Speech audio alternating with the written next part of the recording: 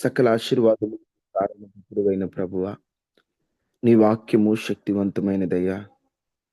అయ్యా, నీ వాక్యము బలమైనది నాయన. నీ వాక్యము మా ప్రాణములను తెప్పరిల్లజేసేదయ్యా. అటువంటి నీ వాక్యం ద్వారా మీరు మాతో మాట్లాడి మమ్మల్ని బలపరచండి అయ్యా.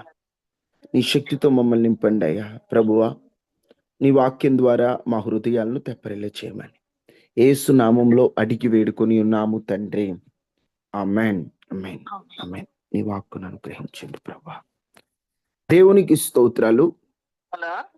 ఈరోజు ఈ ఉదయకాల ప్రార్థనలో పాల్గొన్న మీ అందరికీ కూడా ప్రభు అయిన యేసుక్రీస్తు నామంలో నా హృదయపూర్వకమైన వందనాలు.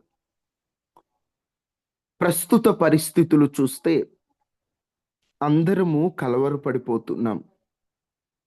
అందరము కలవరంగా ఉంటున్నాం. దేవుని వాక్యంలో రాయబడిన మాట మనందరికీ బాగా తెలిసిన మాట. యోహాను సువార్త 14వ అధ్యాయం 1వ వచనం. యోహాను మీ సువార్త, హృదయమును కలవరపడనీయకుడి, మీ హృదయమును కలవరపడనీయకుడి, దేవుని యందు విశ్వాసం ఉంచుచున్నారు, దేవుని యందు విశ్వాసముంచుచున్నారు, నా యందును విశ్వాసం ఉంచుడి. నా యందును విశ్వాసముంచుడి. మీ హృదయములను కలవరపడనీయకుడి. కలవరపడొద్దు. కలవరపడకుండా మీరందరూ కూడా విశ్వాసం ఉంచండి. ప్రస్తుతానికి మన పరిస్థితి ఎలా ఉందంటే, కలవర పడిపోతున్నటువంటి స్థితిలో మనం ఉన్నాం. కలవరము చాలా రకాలుగా ఉంది. అసలు కలవరం అనే మాటకు అర్థం చెప్పాలంటే, భయముతో కూడిన బాధని, బాధ, భయము, వణుకు ఇలాంటివన్నిటిని కలిపి ఒక చోట చేరిస్తే దాన్నే కలవరము అంటారు. కలవరం అంటే దానిలో భయం ఉంది. కలవరం అంటే దానిలో టెన్షన్, భయం, వేదన, దుఃఖం ఇవన్నీ కలిపి ఉన్నాయి. ఈరోజు ఈ వాక్యం వింటున్న మనము కూడా కలవరపడిపోతున్నాం. మనము కలవరపడిపోతున్న పరిస్థితులు కొన్ని ఉన్నాయి. నేటి మన స్థితికి తగినట్లు 1-2 విషయాలు మీతో మాట్లాడతాను. దేవుని వాక్యములో స్పష్టంగా రాయబడి ఉంటది, కలవరపడకుండా చూచుకొనుడి. కలవరపడొద్దు. మీరెందుకు కలవరపడుతున్నారు? ఒక మాట చదువుకొని మనం ముందుకెళ్దాం. లూకా సువార్త 24వ అధ్యాయం 36వ వచనాన్ని ఒకసారి మనం చదివితే,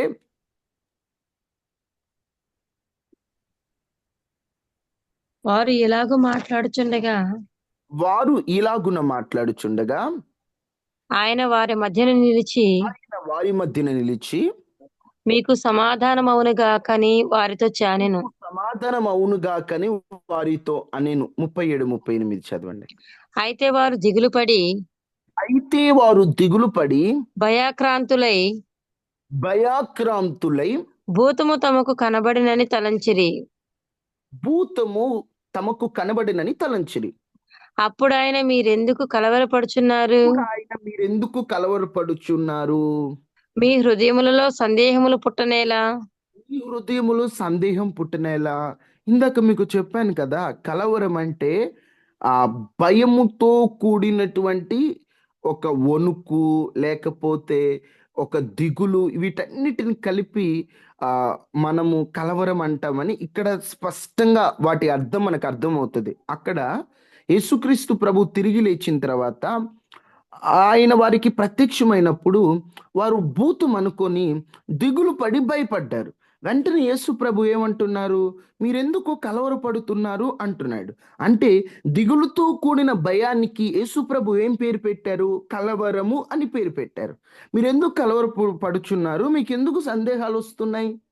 నేను సమాధిలో ఉన్నాననుకున్నారా మీరు కలవరపడటానికి? నేను సమాధి లోపల శవమై ఉన్నారనుకున్నారా మీరు కలవరపడటానికి? మీరెందుకు కలవరపడుతున్నారు? మీకెందుకు సందేహాలు ఉన్నాయి? నేను సమాధిలో లేను, తిరిగి లేచి ఉన్నాను అని చెప్పి దేవుడు ఆయన బ్రతికాడని చెప్పి వారికి తెలియచెప్పాడు. ఈరోజు కలవరపడుతున్న నీతో నాతో దేవుడు చెప్తున్న మాట, నీ దేవుడు సమాధిలో లేడు నువ్వు కలవరపడటానికి.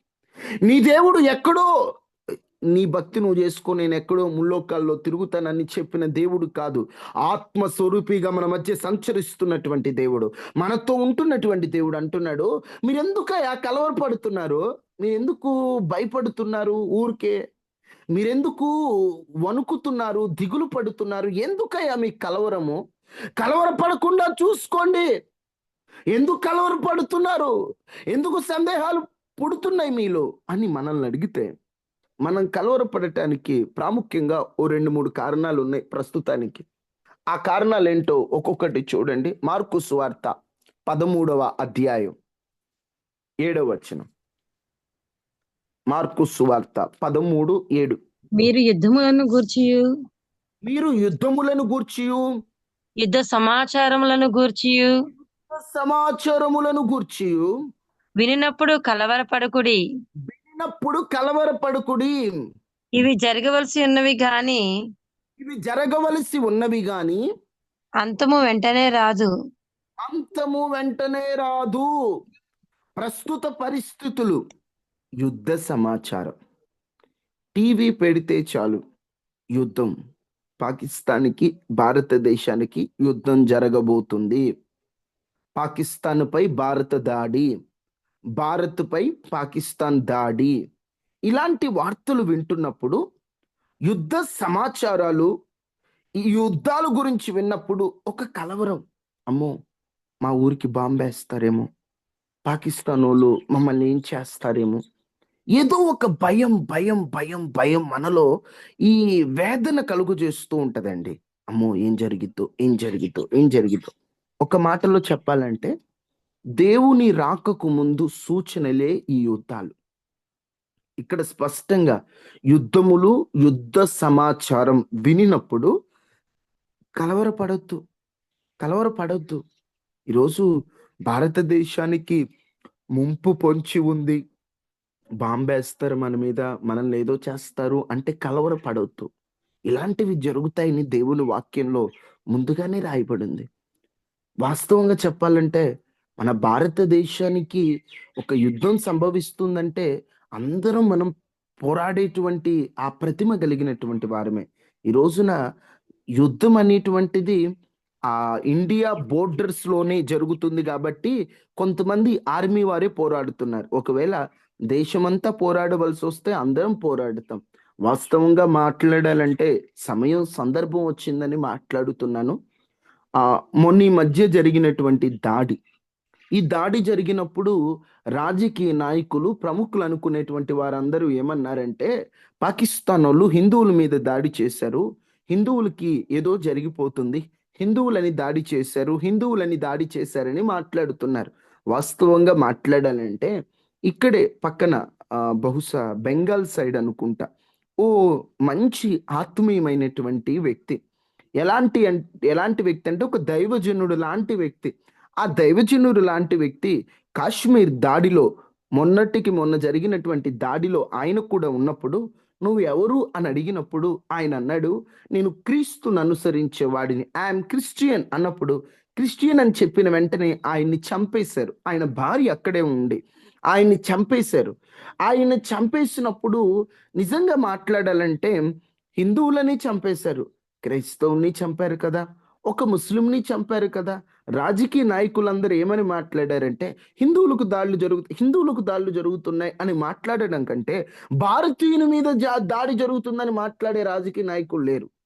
ఒక మతానికి ఆ మతం వైపే ఉండి ఆ మతానికి వారు అనుకూలంగా మాట్లాడేవారు ఉన్నారు. కానీ ఆ వ్యక్తి మీద దాడి జరిగింది, క్రైస్తవుడని చంపేశారే, ఏ వార్తాపత్రికల్లో అది ప్రచురించలేదు, ఏ న్యూస్ లో అది వేయలేదు.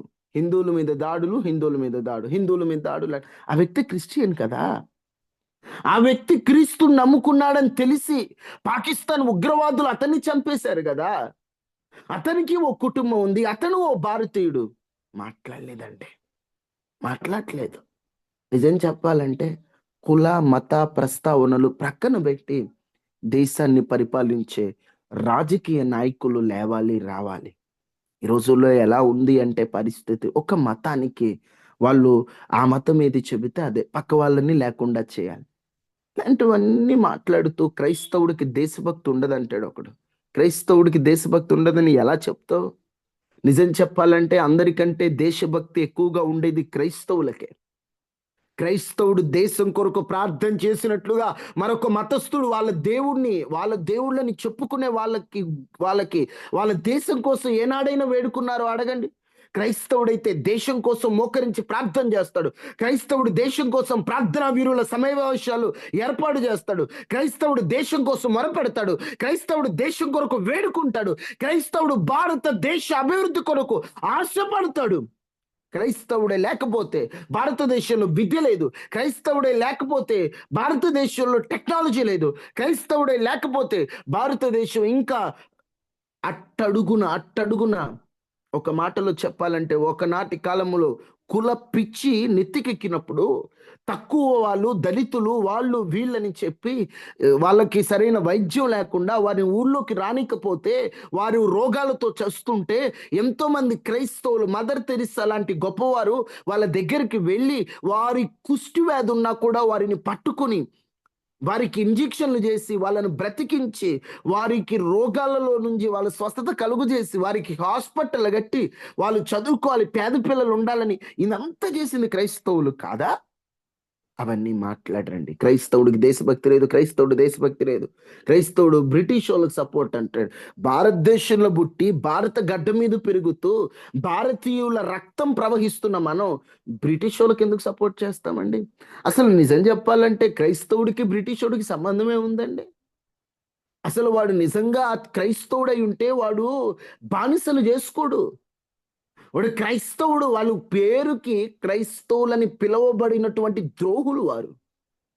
నిజంగా చెప్పాలంటే వాళ్ళు నిజమైన క్రైస్తవులైతే ఆనాటి కాలంలో బ్రిటిషర్స్ కాలంలో మిషనరీలు వస్తుంటే క్రైస్తవులు రానివ్వలేదు.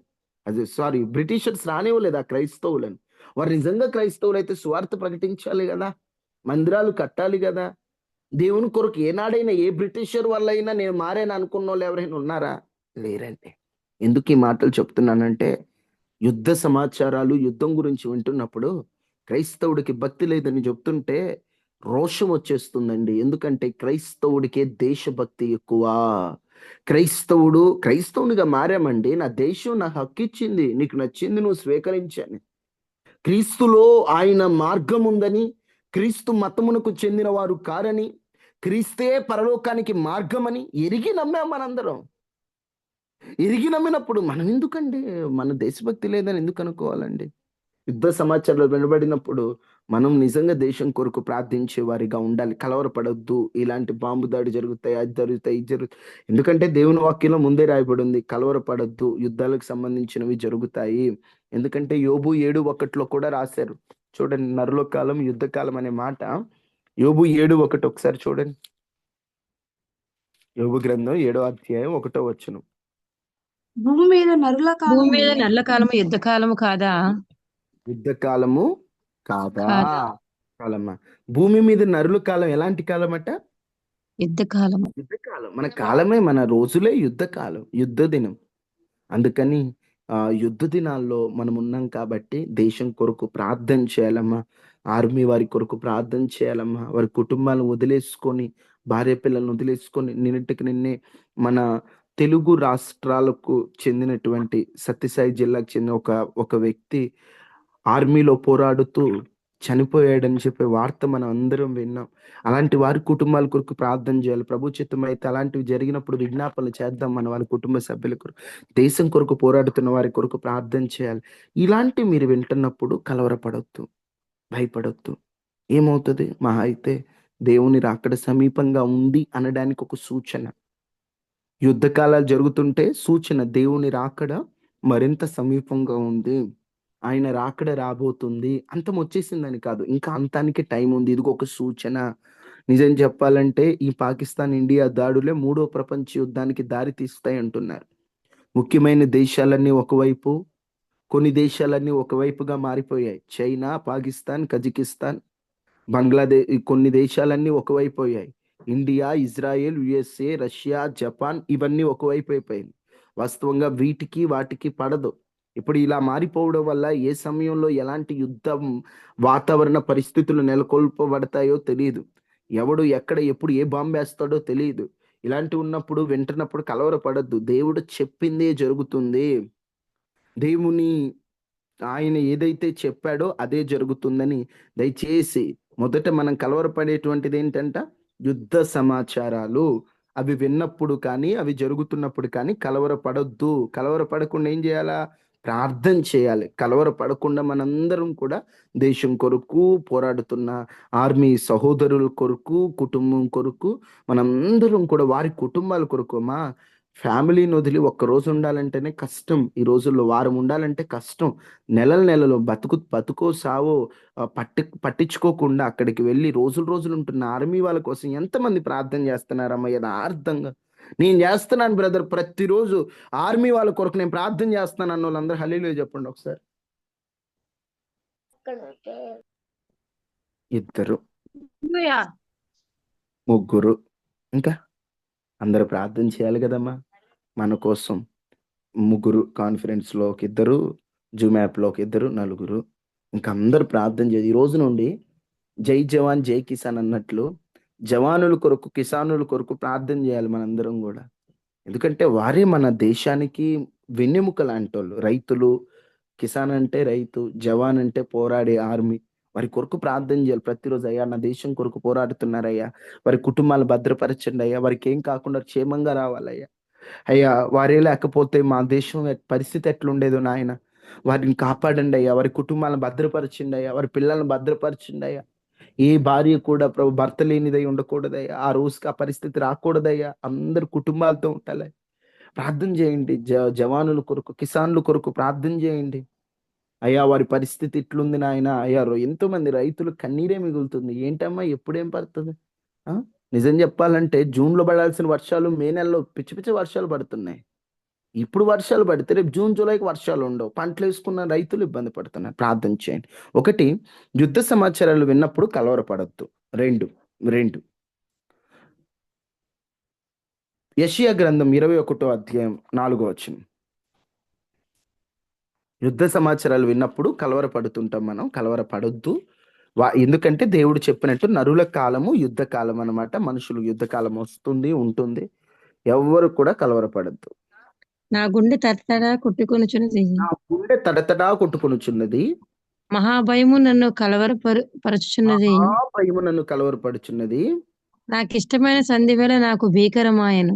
నాకిష్టమైన సంజీవేళ నాకు భీకరమాయను. ఇక్కడ పరిస్థితి ఏమిటంటే, అక్కడ మాట్లాడుతున్నటువంటి మాట, నా గుండె తడతటా కొట్టుకొచ్చున్నది, మహాభయం నన్ను కలవరపెట్టుచున్నది. గుండె ఒక్కొక్కసారి అదంతట అదే స్పీడ్గా కొట్టుకుంటుందంట. గుండె తట గబ కొట్టుకుంటుంటది. ఒకసారి చూడండి, మనం కూడా బాగా టెన్షన్ పడినప్పుడు గుండె స్పీడ్గా కొట్టుకుంటా ఉంటది. మహాభయం అంట ఏం చేస్తుందట? కలవర పెడుతుంది. ఈరోజు ఈ మహాభయం ద్వారా నువ్వు కలవరపడుతున్నావేమో. కలవరపడద్దు. విశ్వసించువాడు కలవరపడు. నువ్వు మహాభయం. అమ్మ నిజం చెప్పాలంటే భయము భలే డేంజర్ అండి. మనకి బాగా భయపడుతున్నాం కానీ భయపడటం భలే డేంజర్. భయం వల్ల ప్రార్థించలేం, భయం వల్ల అడుగు ముందుకెళ్ళాం, భయం వల్ల ఆరోగ్యం పాడైపోతుంది, భయం వల్ల ఏం పని చేయలేం. ప్రతిదానికి భయపడితే.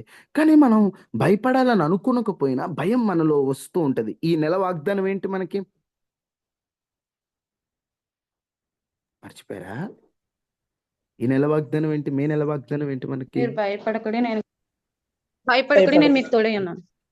భయపడకుడి నేను మీకు తోడై ఉన్నాను. ఎందుకు భయపడొద్దని చెప్పాను నేను? గుర్తుందా వాగ్దాన సందేశం? ఎందుకు భయపడొద్దని చెప్పాను? మర్చిపోయారా? కాస్త నోట్స్లు ఆన్ చేసి చూడొచ్చు కదా.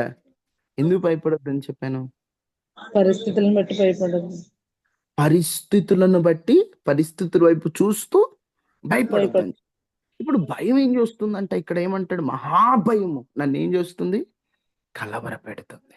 దయచేసి కలవరపడద్దు, భయపడద్దు. ఆ మహాభయాన్ని తొలగించుకోండి. ఎందుకంటే నువ్వు నేననే కాదు, భక్తులందరూ భయం వల్ల కలవరపడ్డారు. ఆ భయం దేవుని యొద్దలో పండుకొని దేవుడు అంటున్నాడు, భయపడకూడదు, నేను మీకు తోడై ఉన్నాను, నేను మీకు తోడే ఉన్నాను గనుక భయపడకూడదు, భయపడకూడని అంత స్పష్టంగా చెప్తాను. ఈ భయం ఏంటంటే సాతానుగాడు ఒక్కోసారి మనలో భయం పెడతాడమ్మా. ఆ భయం పెట్టడం వల్ల మనకి ఎట్లా ఉంటుందంటే పరిస్థితి ఎక్కువ టెన్షన్ టెన్షన్ టెన్షన్ టెన్షన్. ఏం చేస్తాయో ఏం చేస్తాయో ఏం చేస్తాయో ఏం చేస్తాయో ఏం చేస్తాయో ఏం చేస్తాయో ఏమవుతుందో ఏమవుతుందో ఏమవుతుందో ఏమవుతుందో. ఒకసారి పరిస్థితులు మళ్ళీ ఇంకా భయపెడుతుంటాయి. 88వ కీర్తనలో కోరాహు కీర్తనలో కూడా అక్కడ రాస్తాడు. 15వ వచనం నుండి చిన్న చిన్నగా చూస్తుంటే, బాల్యము నుండి నేను బాధపడుతూ చావుకి సిద్ధమైతిని. నువ్వు పెట్టు భయం చేత కలవరపడుతున్నానయ్యా. నీ కోపాగ్ని నా మీద పొర్లి ఉన్నది. నా మహా భయం నన్ను సంహరించున్నది. నీళ్ళు ఆవరించినట్లు దినమంతా ఆవరించుచున్నవి. నా ప్రియులు నా స్నేహితులు దూరంగా ఉంచి ఉన్నావు. చీకటి నాకు బంధువర్గమైన. ఈయన అంటున్నాడు, దేవునికి చెప్తున్నాడు, ప్రభువా నాకు నువ్వు భయం కలుగజేస్తున్నావు. అందరినీ దూరం చేసావు. నాకు భయం వేస్తుందయ్యా, నాకు మహా భయం అయిపోతుందయ్యా. ఈరోజు మనం కూడా బాగా భయంగా ఉన్నా, కలవరపడే పరిస్థితులని దేవునికి చెప్పుకుందాం. ప్రభువా నా అంతరంగం అంతా కలవరంగా ఉంటుందయ్యా, మహా భయం నాకు వస్తుందయ్యా. ఈ కలవరాల గోల నుండి నన్ను విడిపించయ్యా. ఈ మహాభయం నుంచి నన్ను విడిపించండి అయ్యా. అమ్మ, మనలో భయం గనక పోతే కలవరం పోద్ది. అందుకే ఈ మాట చెప్తాను. ఒకటి, ఎందుకు కలవరపడుతున్నాం? యుద్ధ సమాచారాలు విని కలవరపడుతున్నాం. ఎందుకు యుద్ధ సమాచారాలు విని కలవరపడకూడదంటే, నెంబర్ 1, దేవుని రాకడ సిద్ధంగా ఉంటది, రాకడకు ముందు జరుగుద్దని దేవుడు చెప్పాడు. నరుల కాలమే యుద్ధకాలం, అందుకే కలవరపడకూడదు. ఒకటి. 2, భయాలు, మహాభయానికి కలవరపడతాం. భయపడొద్దు. ఎందుకు భయపడకూడదు? నీ దేవుడే నీకు తోడై ఉన్నాడు, నువ్వు భయపడాల్సిన పనిలే.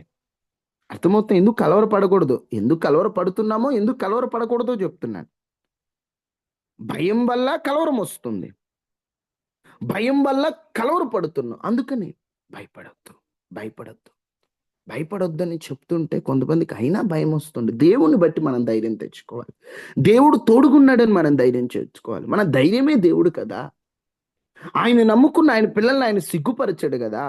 ఆయన కొరకు కనిపెట్టుకున్న వారు ఎవరును ఎప్పుడు సిగ్గుపడలేదు కదా. మనం కలవరపడకుండా కనిపెడదాం. కలవరపడకుండా కనిపెట్టేటువంటి స్వభావం కలవరపడేటువంటి స్థానంలో కనిపెట్టే స్వభావం మనకు ఉండాలి. కలవరపడటం అంటే మీకు ఇందాక చెప్పాను, భయపడుతూ దుఃఖపడుతూ భయముతో కూడిన బాధనే కలవరం అన్నారు కదా. నువ్వేం చేయాలి? కలవరపడకుండా కనిపెట్టాలి. ఎలా కనిపెట్టాలో 2-3 మాటలు మీకు రిఫరెన్స్లు చూపించి నేను ముగిస్తాను. మనం కలవరపడుతున్నటువంటిది యుద్ధ సమాచారాలు విన్నప్పుడు కలవరపడుతున్నాం. మహా భయము వలన మనం కలవరపడుతున్నాం. ఇలాంటి కలవరపడే పరిస్థితులు మనకి ఎదురైనప్పుడు మనం కనిపెట్టే స్వభావం కలిగి ఉండాలి. ఆ కనిపెట్టే స్వభావాన్ని ఎలా కనిపెట్టాలి? మనం కలవరపడకుండా ఎలా కనిపెట్టాలో కొన్ని మాటలు చూడండి. 40వ సంకీర్తన 1వ వచనం.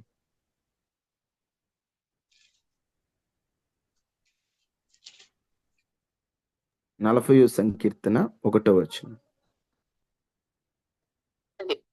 కలవరపడు సహనముతో కనిపెట్టుకొనుడి.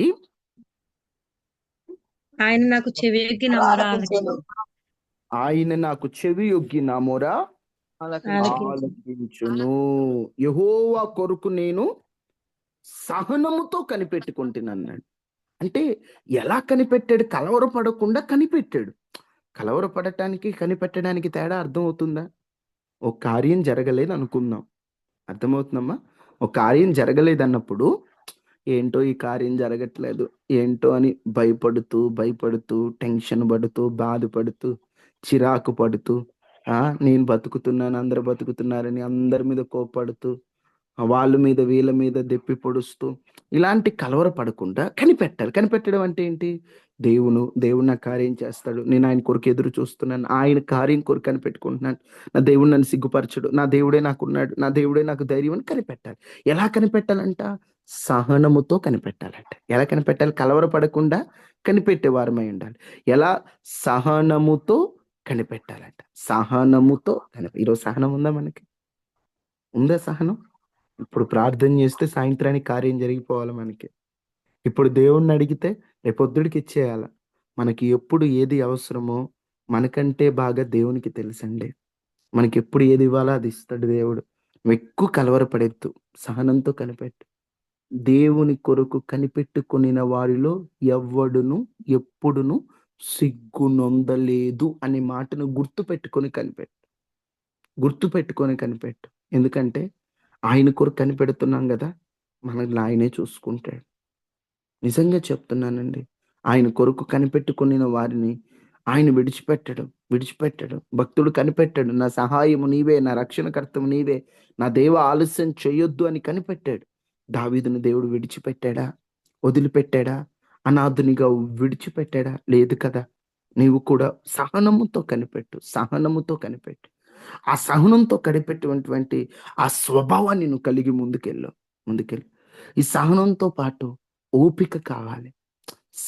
సహనం అంటే ఏంటంటే, సహనానికి ఓపికకున్న తేడా ఏంటంటే, దేవుడు నాకు చేస్తాడు అని వెయిట్ చేస్తూ, ఏమాత్రం కూడా ఓపికను ప్రక్కన పెట్టకుండా మనం ఓపికతో కనిపెట్టాలి. అందుకే యాకోబు పత్రిక 5 అధ్యాయం 7 వచనంలో కూడా అంటారు కదా.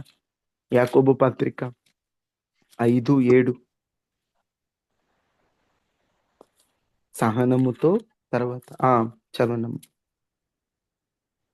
సహోదరులారా, సహోదరులారా అదేనండి. ఓపిక కలిగి ఉండడి ఓపిక కలిగి ఉండడి. వ్యవసాయకులు చూడు. తొలకరి వర్షము కడవర వర్షము సమకూడు వరకు విలువైన భూఫలము నిమిత్తం ఓపికతో కాచుకొనుచు దాని కొరకు కనిపెట్టుకున్నాను కదా. ప్రభు రాక కొరకంట ఓపికతో కనిపెట్టాలి. దేవుని రాక కొరకైనా, లేకపోతే ఏ విషయంలో అయినా, నీకు 10వ వచనంలో చూస్తే, నా సహోదరులారా, ప్రభు నామమున బోధించిన ప్రవక్తలను శ్రమానుభవమును ఓపికను మాదిరిగా పెట్టుకొనుడి. భక్తులు కొంతమంది ఓపిక కలుగున్నారంట. వాళ్ళ ఓపికను మనం ఏం చేయాలంటే మాదిరిగా పెట్టుకోవాలి. ఓపికతో కనిపెట్టాలి, సహనంతో కనిపెట్టాలి. భక్తులను ఒకసారి నువ్వు అనుకోవచ్చు, ఏంటయ్యా మాదిరిగా కనిపెట్టడం ఏంటయ్యా అంటే, ఇప్పుడు కొంతమంది భక్తులు ఉన్నారండి. వాళ్ళు జార్జ్ ముల్లర్ గారు ఉన్నారు. తన స్నేహితుడు మారాలని 32 సంవత్సరాలు ప్రార్థన చేశాడంట. అలాంటి వారిని మనం మాదిరి పెట్టుకోవాలి. ఆయన తన స్నేహితుడు మారాలని 32 ఏళ్ళు ఓపికతో ప్రార్థన చేశాడా? నేనేంటి 5 ఏళ్ళు ప్రార్థన చేసి అలిసిపోయాను, 10 ఏళ్ళు ప్రార్థన చేసి అలిసిపోయాను, ఆ దేవుడు ఎప్పటికైనా ఆయన కార్యం చేస్తాడు, నేను చనిపోయినా ప్రార్థన చావదు కదా అని చెప్పి ఒక ఓపికతో కనిపెట్టుకునేటువంటి ఒక మాట మనం మన జీవితంలో అలా ఆ మాటను బట్టి ధైర్యం తెచ్చుకొని మనం ముందుకు వెళ్ళాలండి. ఇక నువ్వు అనుకుంటావు, అయ్యా నిజంగా నేను సహనంతో ఓపికతో కనిపెడుతున్నాను, అయినా నాకెందుకో ధైర్యం రావట్లేదు, కలవరం వస్తుందంటే, అప్పుడు నువ్వు కార్యం కొరకు కనిపెట్టే ప్లేస్లో ఆయన మాట కొరకు కనిపెట్టు. అందుకనే 119:82 చివరిగా ఈ మాట ఒక్కరు చదువుకుందాం, ముగించుకుందాం. 119:82లో చూస్తే అక్కడ భక్తుడు ఎంత చక్కగా మాట్లాడతాడంటే, నన్ను ఎప్పుడు ఎప్పుడు ఆదరించదు ఆదరించుతావో అని నా కన్నులు నీవిచ్చిన మాట కొరకు కనిపెట్టి మాట కొరకు కనిపెట్టి క్షీణించుచున్నాను. భక్తుడు ఏమంటాడంటే, ఇప్పటి వరకు నువ్వు కార్యం కొరకు కనిపెట్టావు, దేవుడు ఆ కార్యం చేస్తే బాగుండు, ఈ కార్యం చేస్తే బాగుండు, ఇంకా నీకు ధైర్యం రావట్లా, దేవుడు కార్యం ఎప్పుడో లేటుగా జరిగిద్ది అనిపిస్తుంది నీకు. అప్పుడు నువ్వేం చేస్తావు తెలుసా? దేవుని మాట కొరకు కనిపెట్టు. అయ్యా నువ్వు మాట్లాడు, నువ్వు ఎప్పుడు కార్యం చేస్తావు నాతో మాట్లాడు, నీ మాట కొరకు నేను కనిపెడుతున్నా, నేను అంటాడు, నీ కొరకు కనిపెట్టి క్షీణించి ఆయన కళ్ళు అంటాడు, మళ్ళీ తర్వాతకి వెళ్ళేసరికి దేవుడు అతనితో మాట్లాడతాడు. అలాగనే నా కన్నులు నీవిచ్చిన మాట కొరకు కనిపెడతా. ప్రభువా నాతో మాట్లాడు అని కనిపెట్టే స్వభావం ఉంటే, నా దేవుడు వాక్యం ద్వారా అయినా కానీ, పాట ద్వారా అయినా కానీ, ప్రసంగం ద్వారా ఎట్లా మాట్లాడతాడో తెలియదండి. దేవుడు మాట్లాడే స్టైలే వేరు. ఆయన ఎలాగే నీతో మాట్లాడతాడు. ఆయన మాట కొరకు కనిపెట్టు. నిజంగా చెప్తున్నాను, నువ్వు ఆయన కొరకు కనిపెట్టు, కలవరపడొద్దు, కనిపెట్టు.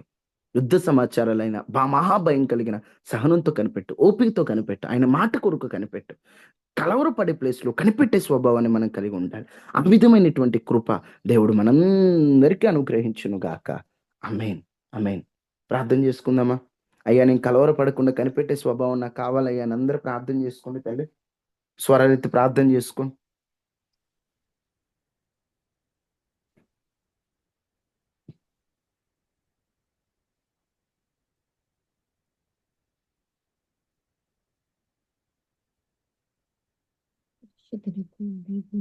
మహాపరిశుద్ధుడా, మహోన్నతుడైన దేవ, కలవరపడకుండా కనిపెట్టే స్వభావం మాకు కావాలి. యుద్ధ సమాచారాలు విన్నప్పుడు కలవరపడుతున్నాం. మేము కలవరపడటానికి నువ్వు సమాధిలో లేవు, నువ్వు తిరిగి లేచావు. అయ్యా మేమైతే పరిస్థితుల వైపు చూస్తూ కలవరపడిపోతున్నాం. అయ్యా యుద్ధ సమాచారాలు విన్నప్పుడు కలవరపడకూడదు. మహాభయం వల్ల కలవరపడుతాం. కలవరపడకుండా సహనముతో ఓపికతో నీ మాట కొరకు కనిపెట్టుకునే కృప మా అందరికీ ఉంది. ఏదో వాక్యం విన్నాం వెళ్ళిపోయామని కాదు, మా జీవితాల్లో ఒక మార్పు కావాలి. మేము ఎక్కువ కలవరపడుతున్నాం. కలవరం వల్ల మా ఆరోగ్యం గుల్లైపోతుంది. కానీ కనిపెట్టే వాళ్ళగా మేము ఉండాలి. కనిపెట్టడానికి మా శక్తి సరిపోవట్లేదు, మా బలం సరిపోవట్లేదు. కనిపెట్టే కృపని ఈరోజు ఉదయకాల ప్రార్థనలో ఉన్న వారందరినీ జ్ఞాపకం చేసుకోండి. అనారోగ్యంతో ఉన్న వారికి స్వస్థత ఇవ్వండి. ఆర్థిక సమస్యలు ఉన్న వారికి ఆర్థిక సమస్యలు తొలగించండి. మానసికంగా వారి పరిస్థితి బాలేని వాళ్ళకి మీరు ఆదరణ ధైర్యాన్ని మీరు అనుగ్రహించండి. దిగుల్లో ఉన్న వారిని ఓదార్చండి. ఆదరణ లేని వారిని ఆదరించండి. అయ్యా ఎవరెవరు ఏ పరిస్థితిలో ఉన్నారో ఆ పరిస్థితిని గొప్ప కార్యం చేయండి. ఆర్థికంగా ఎంతో చితికిపోయి ఉన్నామయ్యా, ఆర్థికంగా సహాయాలు చేయండి. ఆర్థికంగా ద్వారాలు తెరవండి నాయన, మీరు సహాయం చేయండి. అనారోగ్యంతో ఉన్న వారికి స్వస్థత ఇవ్వండి. రక్షణ లేని వారికి రక్షణ ఇవ్వండి. అవిశ్వాసంలో ఉన్న వారిని విశ్వాస మార్గంలోకి నడిపించి మీ పిల్లలకు తోడుగా ఉండి ధైర్యాన్ని ప్రసాదించి యేసు నామములో అడిగి వేడుకొని ఉన్నాము తండ్రి. ఆమేన్, ఆమేన్, ఆమేన్.